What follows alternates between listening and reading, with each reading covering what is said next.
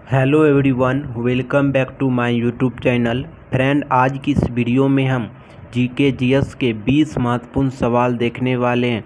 ये सारे प्रश्न प्रीवियस ईयर प्रश्न हैं और आपके एग्ज़ाम के लिए काफ़ी हेल्पफुल होने वाला है।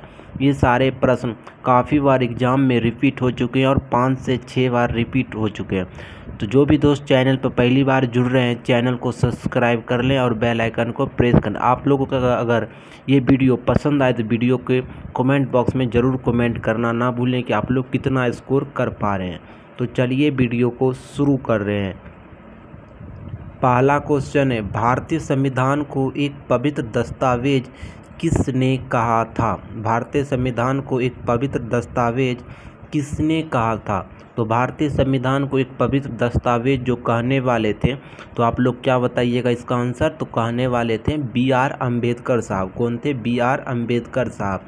तो महात्मा गांधी जी ने क्या कहा था? आप लोग को पिछले वीडियो में बताए थे। तो महात्मा गांधी जी ने कहा था भारत का संविधान भारतीयों के अनुसार बने, ये महात्मा गांधी जी ने कहा था। लेकिन के.एम. मुंशी जी ने क्या कहा था? के.एम. मुंशी जी कहे थे कि ये कुंडली है, भारतीय संविधान को पवित्र दस्तावेज के बदले ये कुंडली कहे थे। क्या कहे थे? कुंडली। ठीक है, तो आप लोग याद रखिएगा। Sorry, B R. अम्बेडकर होगा, गलत टिक कर दिए थे। ठीक है, तो आप लोग बी.आर. अम्बेडकर को याद रखिएगा, ऑप्शन टिक करने में गलत हो गया था।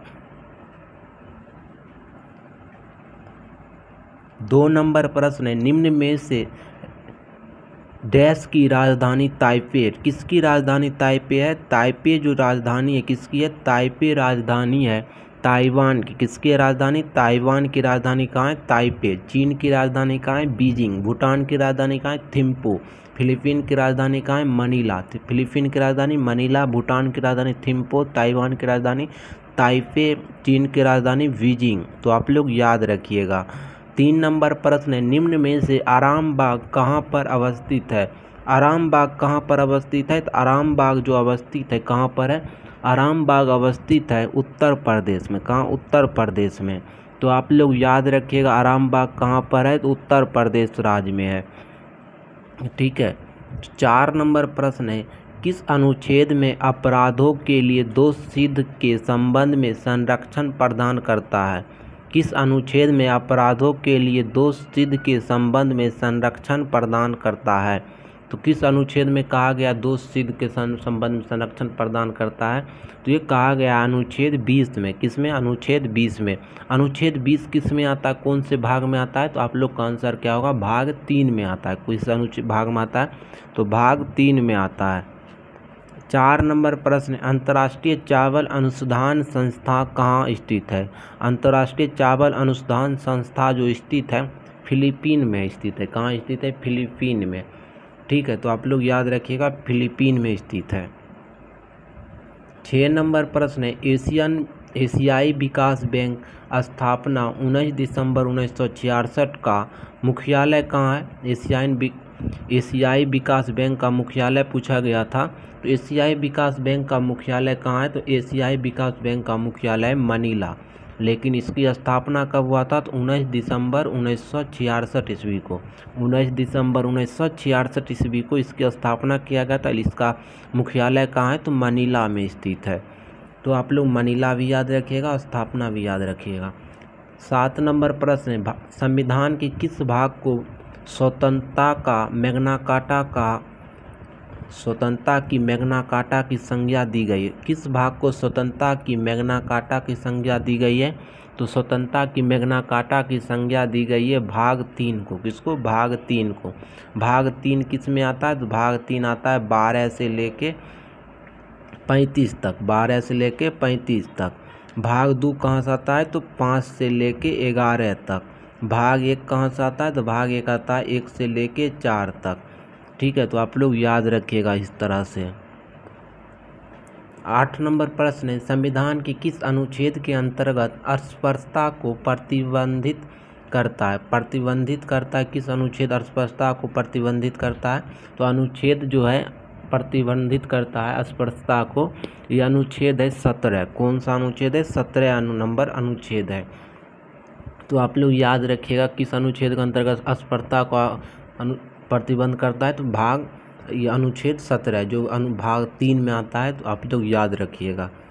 9 नंबर प्रश्न है औरंगजेब की पत्नी रबिया उद दौरानी की कब्रगाह बीवी का मकबरा नामक स्मारक डैश राज्य में स्थित है। बीवी का मकबरा किस राज्य में है? तो बीवी का मकबरा जो है महाराष्ट्र राज्य में। किस राज्य में? महाराष्ट्र राज्य में। ये किसकी मकबरा है? रबिया उद दौरानी की। किसकी? रबिया उद दौरानी की। ये किसकी पत्नी थी? तो औरंगजेब की पत्नी थी। किसकी पत्नी थी? औरंगजेब की पत्नी थी। ये इसको क्या और कहा जाता है? तो ये कहा जाता है सेकेंड ताजमहल। भारत का सेकेंड ताजमहल कौन है? तो रबिया उद दौरानी की मकबरा को कहा जाता है। 10 नंबर प्रश्न है टीपू सुल्तान का महल डैश राज्य में स्थित है। टीपू सुल्तान का महल किस राज्य में स्थित है? टीपू सुल्तान का महल जो स्थित है कर्नाटक राज्य में स्थित है। कहाँ स्थित है? कर्नाटक राज्य में स्थित है। तो आप लोग कर्नाटक राज्य को भी याद रखिएगा और टीपू सुल्तान को भी याद रखिएगा। 11 नंबर प्रश्न नेशनल पीपुल्स पार्टी का गठन कब किया गया था? नेशनल पीपुल पार्टी का गठन कब किया गया था? नेशनल पीपुल्स पार्टी का गठन किया गया था 2012 में। कब? 2012 में। लेकिन आम आदमी पार्टी का गठन किया गया था 2013 में। बीजेपी का गठन किया गया था 1980 में। बीएसपी का गठन किया गया था 1984 में। तो आप लोग याद रखिएगा। 12 नंबर प्रश्न भारत में कानून का शासन किस देश से लिया गया है? कानून का शासन जो लिया गया है ये ब्रिटेन से लिया गया है। कानून का शासन ब्रिटेन से लिया गया है। तो आप लोग याद रखिएगा ब्रिटेन को। ठीक है, तो आप लोग याद रखिएगा ब्रिटेन को याद रखिएगा। 13 नंबर प्रश्न है आधुनिक आवर्त सारणी के जनक कौन है? आधुनिक आवर्त सारणी के जनक जो है कौन है? आधुनिक आवर्त सारणी के जनक है मोसले साहब। कौन है? मोसले। लेकिन आवर्त सारणी के जनक कौन है? तो मेंडलीफ साहब हैं। कौन है? मेंडलीफ साहब।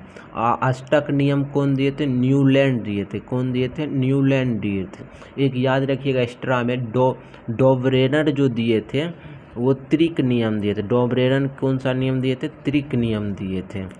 तो आप लोग याद रखिएगा। 14 नंबर प्रश्न है न्यूलैंड अपने आवर्त सारणी में कितने तत्व की खोज की थी? न्यूलैंड जो अपनी आवर्त सारणी में कितने तत्व की खोज की थी? तो टोटल खोजे गए थे न्यूलैंड द्वारा जो अष्टक नियम दिए थे उसमें खोजा गया था 56 तत्व को। किसमें? कितने? 56 तत्व को। इसका 56वां तत्व कौन सा था? 56वां तत्व था कैल्शियम। कौन सा था? कैल्शियम था। तो आप लोग याद रखिएगा कैल्शियम को भी। 15 नंबर प्रश्न है चंपारण आंदोलन कब शुरू हुआ था? चंपारण आंदोलन कब शुरू हुआ था? चंपारण आंदोलन शुरू हुआ था 1917 ईस्वी में। किसके द्वारा? महात्मा गांधी के द्वारा। तो आप लोग याद रखें चंपारण कहाँ है? तो बिहार राज्य में है। 16 नंबर प्रश्न है बाष्पीकरण की दर निर्भर करती है। बाष्पीकरण की दर किस पर निर्भर करती है? तो बाष्पीकरण की दर निर्भर करती है सतह का क्षेत्रफल पर, आर्द्रता पर और तापमान पर, सभी पर निर्भर करती है। तो आप लोग याद रखिएगा बाष्पीकरण की दर किस पर निर्भर करती है? सतह के क्षेत्रफल पर, आर्द्रता पर, तापमान पर और सभी पर। तो सभी पर हो जाएगा। 17 नंबर प्रश्न है निम्न में से कौन पश्चिम बंगाल के लोक नृत्य हैं? लोक नृत्य के बारे में पूछा गया है। पश्चिम बंगाल के कौन है जो लोक नृत्य है? तो पश्चिम बंगाल के लोक नृत्य हैं काली वर्ता। कौन है? काली वर्ता। मुखौटा कहाँ का है? अरुणाचल प्रदेश का। झोड़ा कहाँ का है? तो छत्तीसगढ़ का। तो आप लोग याद रखिएगा।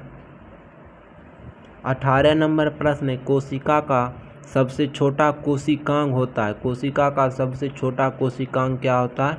सबसे छोटा कोशिकांग होता है राइबोसोम होता है। कौन सा होता है? राइबोसोम होता है। तो आप लोग राइबोसोम को भी याद रखिएगा। ठीक है।